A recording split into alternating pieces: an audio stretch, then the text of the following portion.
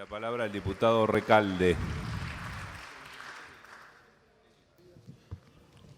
Gracias, señor presidente. Bueno, mis compañeras y compañeros han sido muy explícitos. Voy a tratar de hablar casi telegráficamente. No voy a discutir números. Heller dio números suficientes, extraídos de los datos oficiales del Sistema de Previsión Argentina, el SIPA. No voy a hablar de la cantidad de despidos. Despidos hay, está aceptado por todos nosotros. Sí voy a hablar un poquitito rápidamente de algunos temas muy puntuales que se han tratado acá, dando lo que sería mi verdad relativa. Se habló de la crisis del 2002 y de la ley 25.561 y se afirmó que no tuvo ningún resultado, que fue negativa. Realmente los datos incuestionables de aquel momento situaban en el 2002 la desocupación en el 26%. Sistemáticamente rigió esa ley hasta el 2007. Sistemáticamente, año a año, fue bajando el desempleo hasta situarse en el 2007 en el 8.8%. ¿Eso fue gracias a la suspensión de los despidos? De ninguna manera.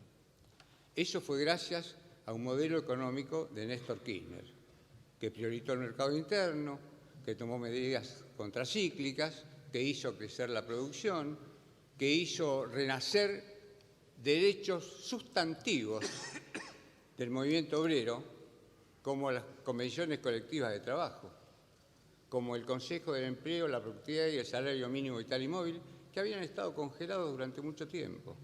Eso hizo que bajara la desocupación. El derecho del trabajo, el derecho de los trabajadores, ni crea ni destruye empleo. Es la política económica, es el modelo económico el que construye o destruye empleos.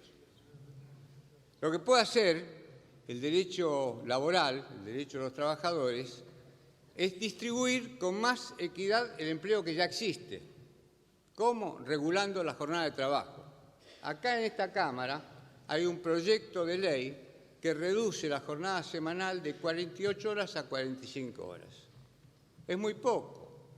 En Brasil hicieron una huelga hace un año para bajar a 40 horas semanales lo que tienen en 44 hoy día. En España están en 40 horas semanales, en Alemania 39 y en Francia en 35. Es cierto, Francia está en crisis, pero por otros motivos. Hicimos un ensayo sobre el 2014. ¿Qué hubiera sucedido si en vez de 48 horas semanales se trabajaran 45? Hubiéramos distribuido empleo entre 200.000 mujeres y hombres que no tenían trabajo. Eso es lo que pasó. Esta es la realidad. ¿Qué pasó en el 2009-2010? Yo tuve que hacer autocrítica. Hice una autocrítica. Cuando hubo una crisis en General Motors, no en General Electric. General Electric, voy a hacer un pequeño paréntesis, porque me parece útil, sobre todo para los empresarios. General Electric pactó con sus trabajadores una rebaja de sueldos, ignorando totalmente la vigencia plena del artículo 12 de la Ley de Contrato de Trabajo, que consagra la irrenunciabilidad absoluta de los derechos de los trabajadores. Esta inseguridad jurídica cae en cabeza de General Electric, porque cuando los trabajadores recuperen su libertad y puedan reclamar, General Electric va a tener que pagar la diferencia de salarios que ahora voluntariamente firmó con sus trabajadores. En aquel momento era otro General, era General Motors. En General Motors había despedido a 450 trabajadores, voy a hacer lo más sintético posible. Hubo un conflicto, etcétera, etcétera, participó el gobierno y le dio a General Motors repros. Yo digo a General Motors, una multinacional, extranjera, viendo tantas pymes con conflictos, darle a General Motors, hice la crítica. Además le dio un préstamo con garantía flotante sobre las unidades, etcétera, etcétera. Pero al tiempo, General Motors creció el plantel de trabajadores en 1.500. Hice autocrítica, estaba bien empleado el repro. ¿Qué pasó en el 2014? Porque, ojo, hay remedios que son muy buenos, son buenísimos. Por ejemplo, un ansiolítico. Un ansiolítico a algunos les calma, pero de acuerdo a la idiosincrasia del paciente, lo puede sobreexcitar. Entonces los remedios no son siempre lo mismo para cualquier momento, para cualquier paciente y en cualquier situación. Hay que ver el contexto en que se dan. Y ahora voy al 2014, porque con todo respeto y con todo cariño, como han citado muchas veces lo que yo dije en el 2014, quiero situar el contexto. Como tenemos derecho a disertar, se lo pido,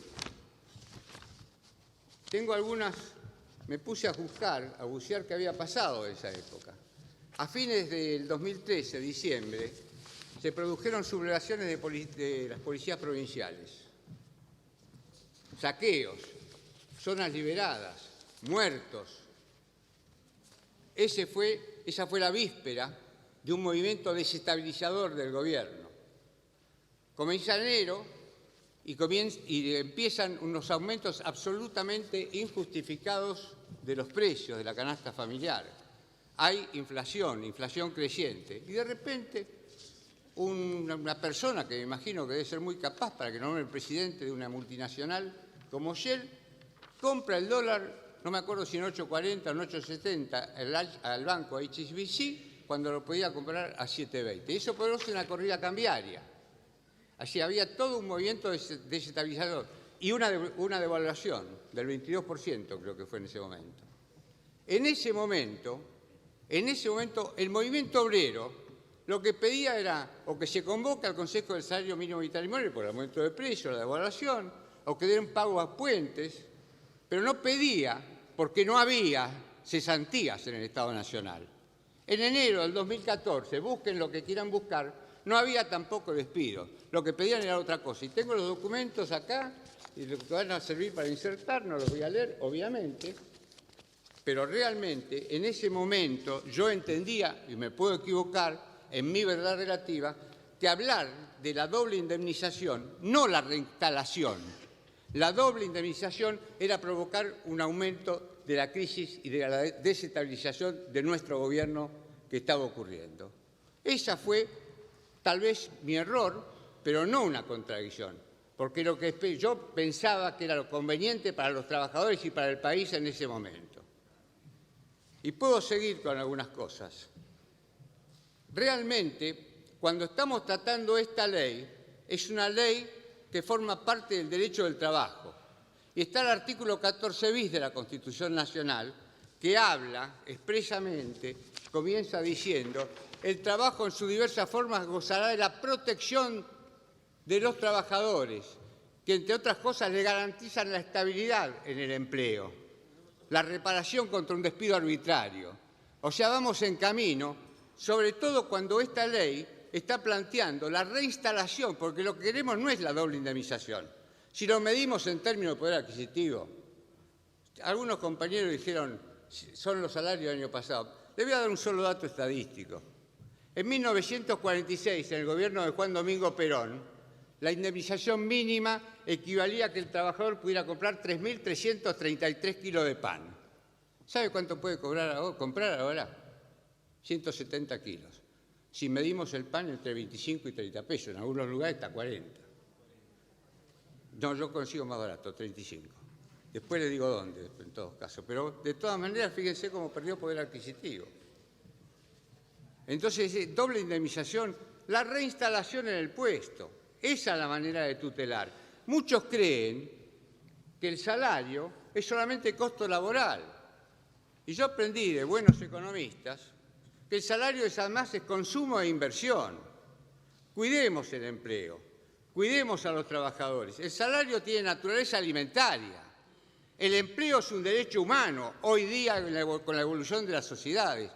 Yo realmente les quiero contar. Mañana vamos a presentar un proyecto que intenta ir a ver las causas de estos problemas, el tarifazo, todo lo que dijeron recién, la apertura de las importaciones, los fletes, en fin, todas las cosas que se hablaron, no quiero repetirme. Y vamos a presentar un proyecto para las pymes.